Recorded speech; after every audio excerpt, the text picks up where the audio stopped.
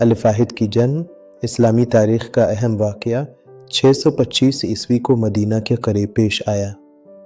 قریش بدر کی شکست کا بدلہ لینے کے لیے ابو سفیان کی قیادت میں فوج کے ساتھ بڑھے۔ مسلمانوں کی فوج تقریباً 700 افراد پر مشتمل تھی جو مدینہ کا دفاع کرنے کے لیے تیار تھی۔ نبی اکرم نے 50 تیر اندازوں کو پہاڑی پر تعینات کیا، انہیں اپنی جگہ نہ چھوڑنے کا حکم دیا۔ نبی اکرم کے خیمے سے ایک الہامی روشنی پھوٹتی ہے جو ان کی روحانی رہنمائی کی علامت ہے۔ جنگ کا آغاز ہوا، گھوڑے دوڑتے، جھنڈے لہراتے، تیر اڑتے اور گرد و غبار فضا میں چھا گیا۔ تیر اندازوں نے غنیمت جمع کرنے کے لیے پوزیشنیں چھوڑ دیں جس سے دشمن کو جوابی حملے کا موقع ملا۔